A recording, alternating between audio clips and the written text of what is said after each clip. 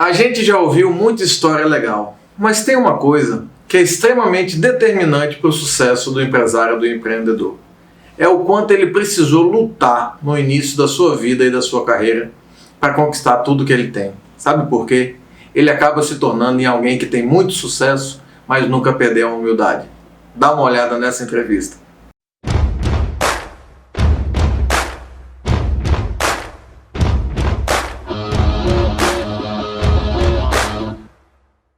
Eu não tinha dinheiro para lanchar e voltar. Ou eu lanchava ou eu voltava de ônibus. Aí eu não ia deixar de lanchar, né? Eu lanchava e descia por trás. Tinha minhas técnicas que ônibus eu raramente pagava, até porque não tinha. Mas terminei meu curso. Meu pai pagou o colégio com dificuldade. E graças a Deus consegui entrar na Federal.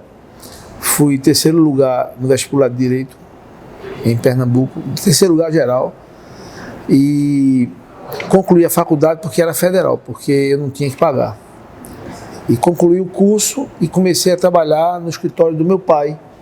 Ele me dava uma mesa, era uma mesinha numa sala sem janela, e eu fazia alguns processozinhos para ele, para clientes dele, a maioria de soltar caminhão em posto fiscal, isso do terceiro ano para frente. E teve na época, em 86, o compulsório de carro, compulsório de combustível, de passagem aérea. E eu como estudante ainda, pedia para meu pai assinar a petição, eu ia para as concessionárias, anotava à mão a relação de todo mundo que tinha comprado carro naquela concessionária e mandava as cartinhas avisando do direito que tinham de recuperar aquele empréstimo compulsório. Achava que eu ia ficar rico com aquilo ali. Com o tempo até ia ganhando dinheiro nas custas, né? Que eu botava um pouco mais para poder sobreviver. Uhum. E contratei uma menina por um salário mínimo para me ajudar a fazer na mão. E as cartas eu mandava às vezes com cheque para cobrir no outro dia, comprava os selos e cobria, e com isso eu fiz 2.400 ações. E não ganhei dinheiro, ganhei as custas só, a sobra das custas. É interessante que 10, 12 anos depois, quando eu fui receber, quando os precatórios foram saindo para pagar as pessoas, a União, aquele dinheiro quem foi buscar foi meu estagiário. E não dava para pagar 3 meses de estagiários no meu escritório. Mas foi o meu início. Mandava as cartinhas em máquina, né? Uhum. E foi assim que eu cresci. Mas não foi tudo assim a vida toda, não. Quando eu era estudante, a minha carga era muito grande, você não pode escolher, né? Eu passei no estágio que era uma vaga, que era na White Martins. Fui o último a entrar na lista para fazer o teste, porque eu não sabia, foi um amigo meu que desistiu, que me disse. Eu passei e entrava de 8 às 3, ganhava um salário mínimo como estagiário, um salário e meio. Saía de lá, ia de ônibus para a Procuradoria da República, onde eu também passei numa seleção para trabalhar de graça para o governo. Eram 13 vagas para cerca de 200 candidatos. E eu trabalhava com uma procuradora da República chamada doutora Isabel Câmara Lima, uma senhora assim, maravilhosa. E lá, todos os estagiários queriam fazer denúncia criminal. Eu quero uma denúncia para fazer. Eu sabia que eu não ia ser promotor. Então, eu procurava defesas da União em direito tributário. Eu digo, olha, eu não tenho capacidade para fazer denúncia. Me dê uma defesa que eu possa fazer. Então, as empresas que entraram contra a União, eu fazia as contestações para os procuradores assinarem ou corrigirem. Eu defendia a União, porque eu sabia que um dia eu queria ser advogado contra a União, de direito tributário. E aí eu fiz esse estágio, eu saía desse estágio todo dia de 6h30, já tinha trabalhado de 8 às 3, 3h30 às 6, 6h30 entrava na faculdade de noite, Faculdade de Direito do Recife, ali no centro do Recife, e saía de 10 horas.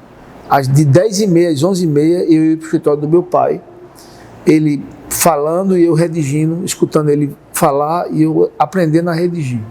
Então era um expediente muito puxado, todos os dias, de 8 às 11h30, e só se faz isso quando é jovem e tem um foco. Você não pode desviar o seu foco. E eu sabia que eu não ia querer fazer concurso nem nada, eu queria ser advogado, e advogado para empreender. O direito, papai nunca me trouxe para o direito, não. Mas ele me deu uma sala. E me deu os clientes dele que ele tinha, os poucos clientes que ele era advogado trabalhista, de empresas, fazia as notinhas fiscais dele todo mês. Era um advogado médio que era advogado em um sindicato de transporte, e eu ali comecei a fazer minhas poucas ações. Eu era do 3º ano, quando eu fui soltar um caminhão na fronteira de Pernambuco com Alagoas, de 11 mil quilos de charque, da Bordon. E era uma empresa que papai era advogado. Eu não sabia nem o que era mandado de segurança.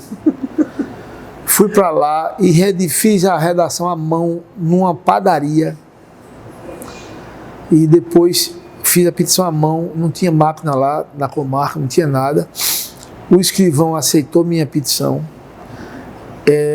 E fomos eu e ele para a casa do juiz, que não estava na fronteira, não estava em Novo Lino, estava em Maceió.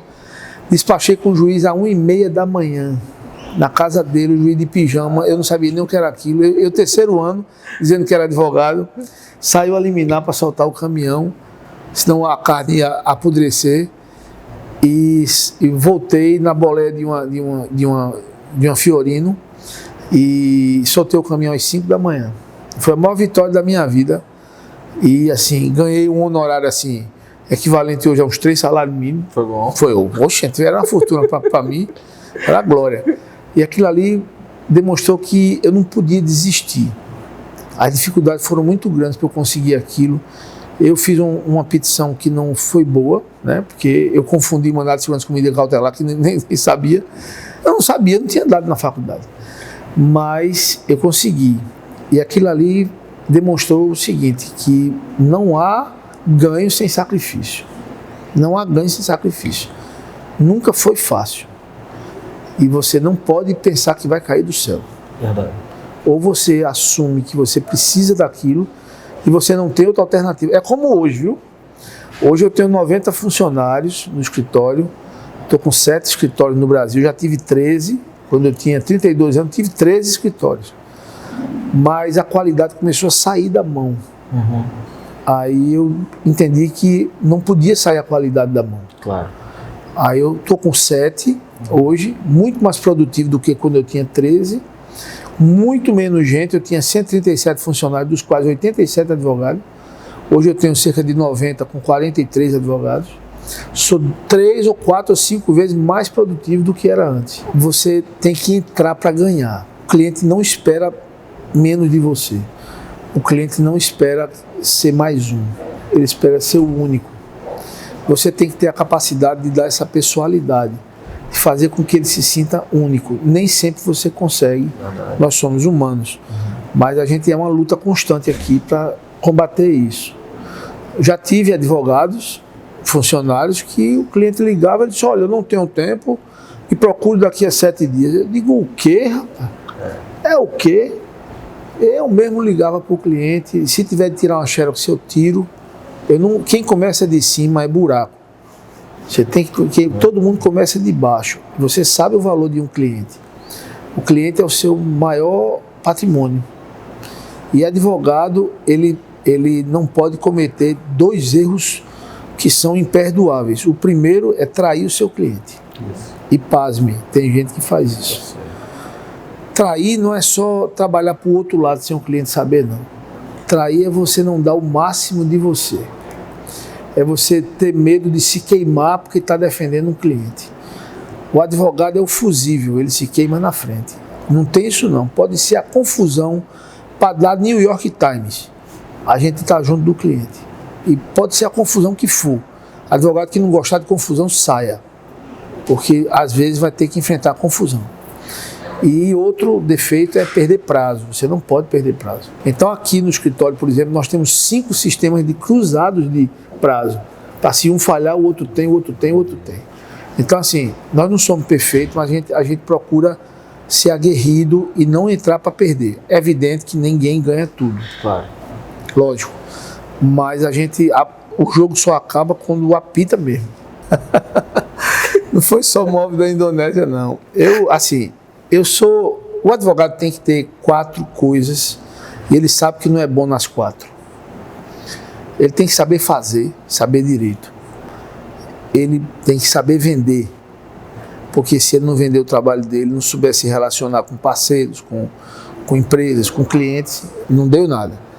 E ele tem que saber se relacionar com juízes, com membros do Poder Judiciário, ter um trânsito bom, ser conhecido, ser respeitado. E por último, um último dom, ele tem que saber comandar, porque ele não pode trabalhar sozinho. Então ele tem que ter uma equipe que ele possa comandar e dirigir para um lugar determinado, para um fim determinado. Eu foco muito nessa venda.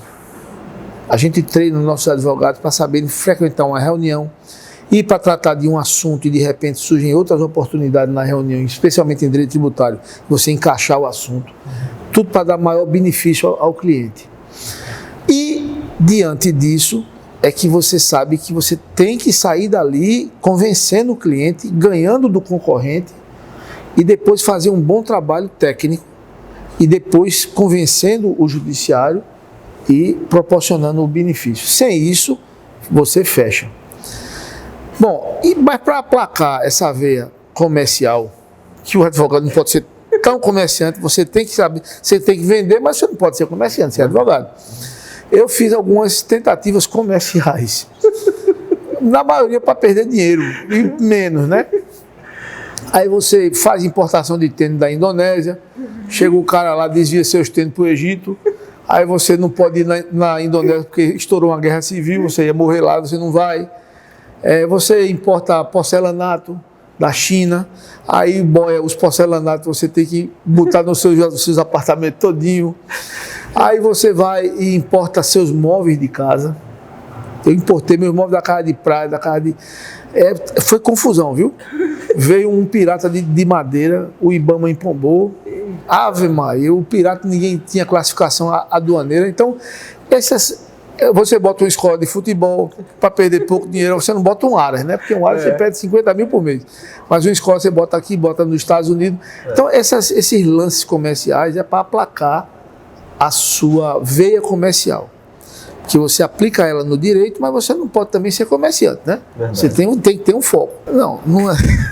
Não é isso.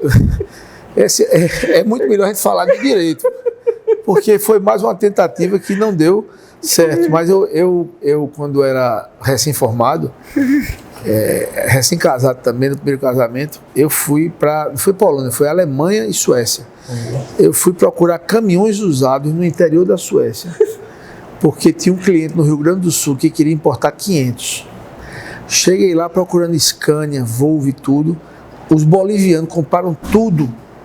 Eu rodei o interior da Suécia, interior da Dinamarca, da Alemanha, e atrás de caminhão para importar. E só consegui importar 3 de 500. E os bolivianos compraram tudo. Você pode ser advogado ou pode ser alguma autoridade. Você estudar para um concurso, ser um juiz, ser um promotor, tudo certo. Se você optar por ser juiz ou promotor, você vai ter poder, mas você não vai ter muito dinheiro. Você vai ganhar o seu salário, e se você ganhar muito dinheiro, aí pode ser que tenha coisa errada. Advogado não tem poder. Vai sempre depender dessas autoridades, vai levar chá de cadeira, vai tudo. Mas pode ganhar muito dinheiro licitamente, como advogado. Às vezes a gente vê que tem juízes, são poucos, mas aqueles que têm inveja de advogado, que ficam de olho quanto o advogado vai ganhar, citam no julgamento, o advogado está ganhando tanto. Não, ele optou em ser autoridade. Então ele tem poder, mas o advogado pode ganhar dinheiro.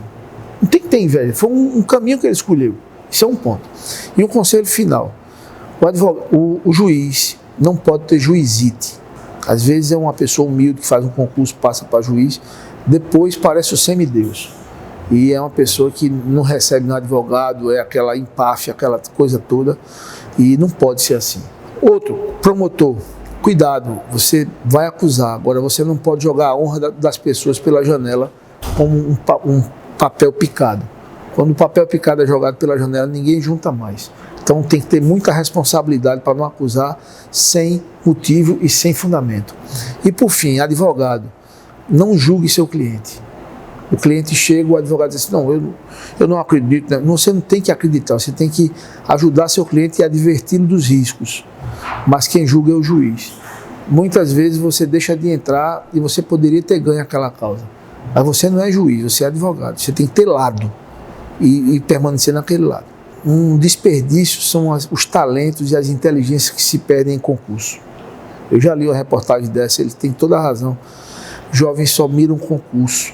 Os talentos que se perdem de empreendedorismo, de mentes brilhantes, estão aprisionadas em um cargo público. Não que, se você tiver o dom, tudo bem, siga o seu cargo público. Mas muitas vezes fazem por exclusão, para ter uma segurança.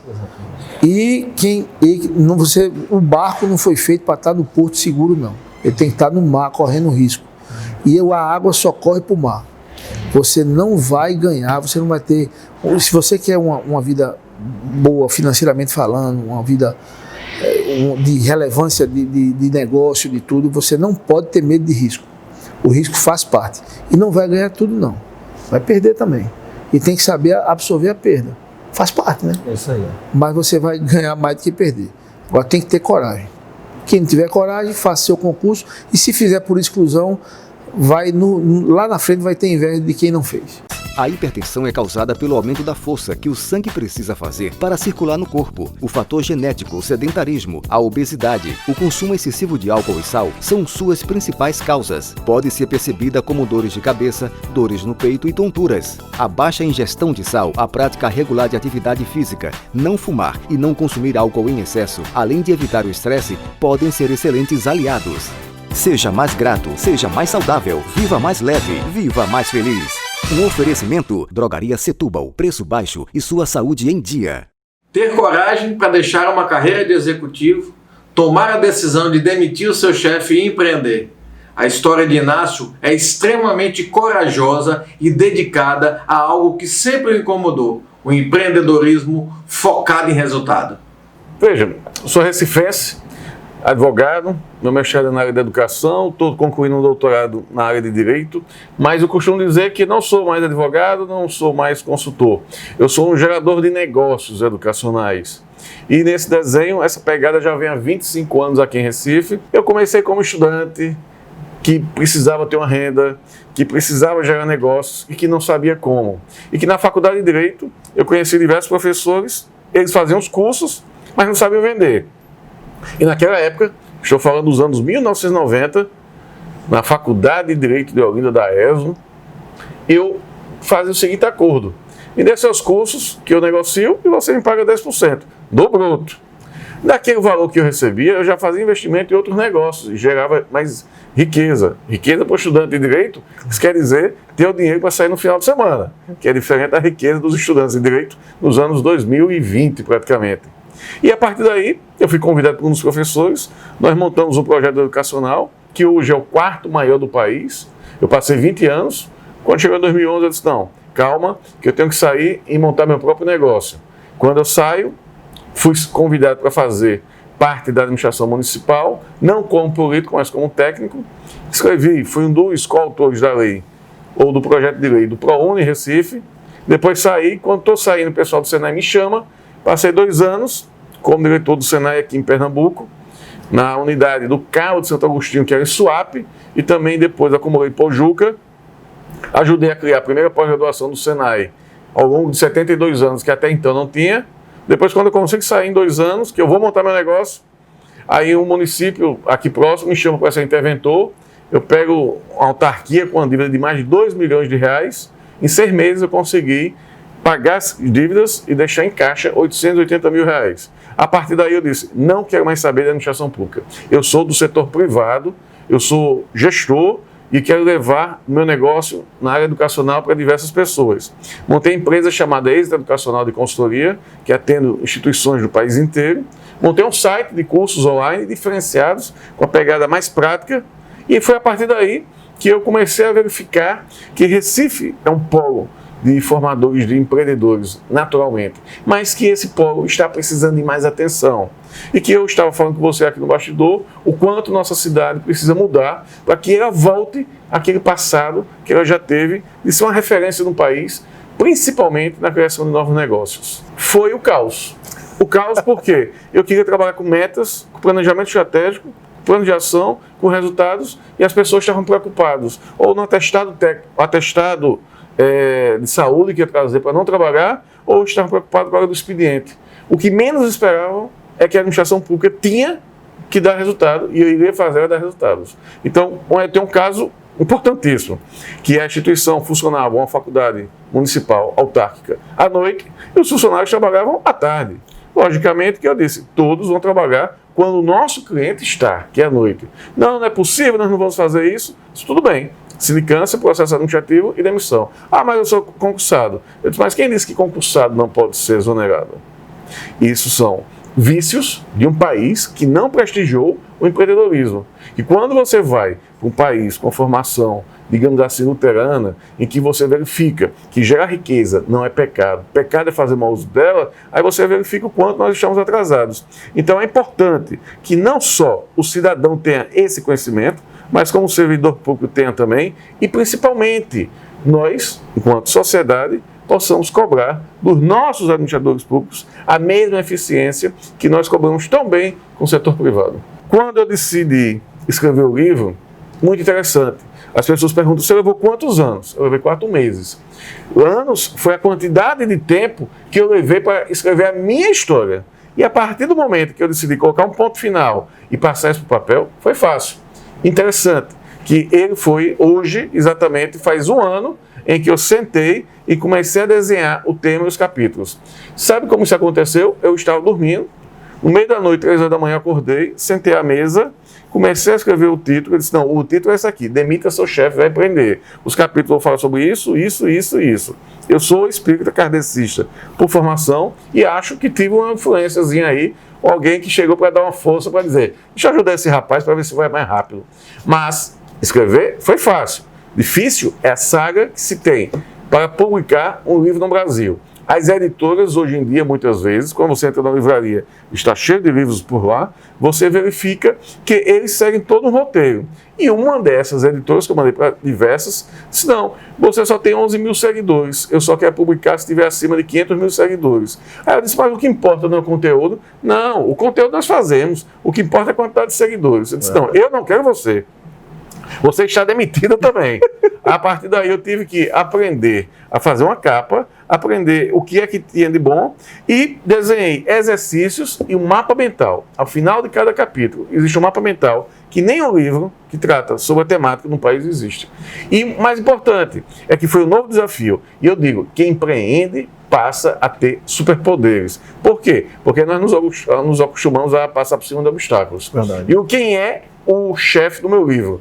O chefe do meu livro que eu falo é o chefe ruim, é aquele chefe que assedia, é aquele chefe que não prestigia o trabalhador, é aquele chefe que de repente vê em você, não a pessoa que vai formar uma equipe, que vai somar, mas vê em você alguém que pode tomar o cargo dele. E a partir daí começa a lhe causar transtornos que pela Organização Mundial de Saúde, hoje em 2019, a questão da síndrome de burnout, o ambiente de trabalho, isso é considerado doença. E 30% das pessoas que recebem benefício do INSS no Brasil estão doentes por causa de assédio moral no ambiente de trabalho. Isso é uma coisa terrível, que ocasiona tristeza, da tristeza melancolia, na melancolia depressão e, em muitos casos, na depressão suicídio. Nós somos educados para empreender? Não. Não. Um bom negócio que pode ser feito hoje é criar um sistema. Da mesma forma que existe curso na área de memorização, curso de espanhol, de inglês para crianças, uma escola, e fica a dica aqui, sem nenhum royalty, sem nada, para ser criado um projeto educacional para ensinar a criança nas escolas desde pequeno a empreender. Isso eu ensino a minhas filhas. Minhas filhas, uma disse que quer ser juíza federal, e Deus permita que se ela quiser ser servidora pública, possa seguir esse modelo, e a outra diz, pai, eu quero ser pediatra, não quero ser médica. Ela disse, mas tem que ser médica antes. Mas as duas, toda vez que é férias no prédio, elas fazem, até como eu fazia na minha época, quando eu descobri que eu já era empreendedor com criança. Elas fazem pulseirinha, docinhos e vão vender. O que é que eu faço? Eu estimulo. porque amanhã elas podem ser tudo. O empreendedorismo não é só uma questão de negócio em si. O empreendedorismo é uma forma de viver. Quem aprende a empreender, aprende a ser forte. Costumam dizer, e repito, muitas vezes o chefe que eu falo tanto aqui no livro, não é só o chefe da empresa, no mundo corporativo. O chefe pode ser você mesmo. E muitas vezes você tem que lhe demitir, reprogramar suas crenças, focar no que você quer e ter a certeza que você vai conseguir. Poxa, como é que eu tenho a certeza que eu vou conseguir algo se eu não estou com ele nas minhas mãos? É o medo.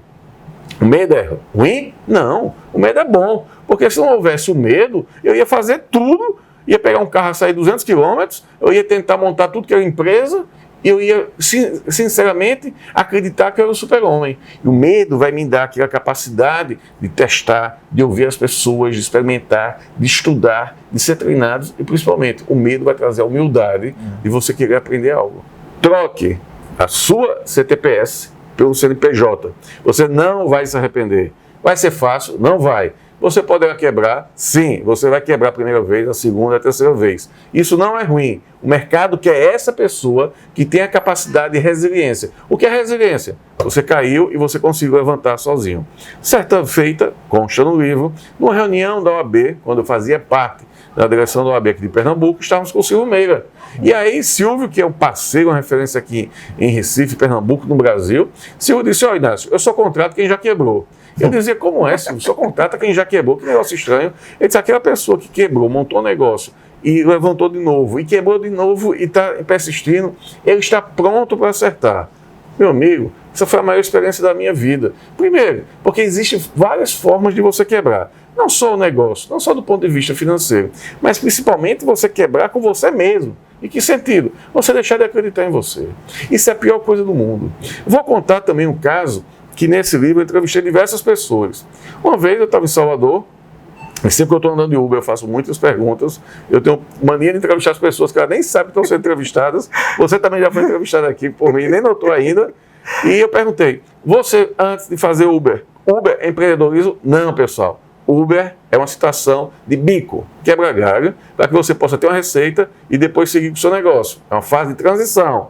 É pecado? Não. É relação de emprego como querem os magistrados? Não. Não se pode pensar em regular as relações advindas dos anos atuais com a tecnologia, um mundo disruptivo, para que diga: não, isso é relação de emprego. Estamos na contramão do empreendedorismo. Uber é empreendedorismo do motorista? Na minha opinião, não. De quem criou, é. E vamos estimular para outros segmentos desse tipo. Se eu acredito que eu consigo, se eu tenho minha autoestima, se eu trabalho para isso, se eu respeito as pessoas, se eu quero fazer o bem, se minha família é importante, se meus amigos são importantes, e se eu acredito que tudo aquilo que eu ganho, eu tenho que ensinar alguém, eu tenho que ajudar o mais carente, e aí construir a história dele, eu vou ser uma pessoa feliz com pouco. Isso. Eu conheço bilionários que têm tudo, aviões, helicópteros, isso, aquilo, outro, mas que não se relacionam com o filho, que não tem mais amigos, e que estão nas redes sociais e acham que são engraçadinhos e bonitinhos, porque tem lá pessoas pagas ou até robôs dando os links lá. A felicidade é isso. A felicidade é de cada um. E a felicidade só se alcança quando você tem certeza que você pode ser feliz com pouco e, principalmente, ajudar o próximo. Não existe nada mais nobre, na minha opinião, do que você pegar uma pessoa que está passando dificuldade difícil e falar: vamos juntos, você não está só, eu estou com você e vamos lá dar certo. Veja, quem é que não precisa de um mentor? Verdade. Quem é que não precisa de alguém que possa lhe dar orientação? E eu hoje estou aqui e pode me chamar que eu vou sem cobrar R$1. Não é por nada, é porque eu quero retribuir um pouco que Deus me deu. No meu livro eu falo sobre isso. Eu cito diversas vezes um judeu que na minha fase mais difícil, que eu estava no fundo do poço e não tenho nenhuma vergonha, eu sentei para tomar um café, a mesa estava ocupada e foi nessa livraria daqui, há 3 anos atrás, e ele chegou e disse: está ocupado. Eu disse: mas o senhor está sozinho? Posso sentar? Ele disse: quem é você? A partir dessa pergunta que esse judeu, que existe, que ele é real, eu passei a refletir: quem era eu? E todas as quartas-feiras, nós nos reunimos das 15 às 16 horas, fizemos uma amizade forte ao longo de 3 anos. Ele foi como se fosse um mentor para mim. E eu pergunto a você: quem é você? Você sabe? Quem é você do ponto de vista do empreendedorismo? Se você quiser ver essas entrevistas e todo o material que a gente tem no YouTube, vai lá no Empreendedor do _ Oficial. E outra coisa muito importante, que a gente tem outros projetos e vale a pena você conhecer, é o nosso Instagram, @empreendedoido_oficial, porque empreender no Brasil é e vai continuar sendo coisa de doido.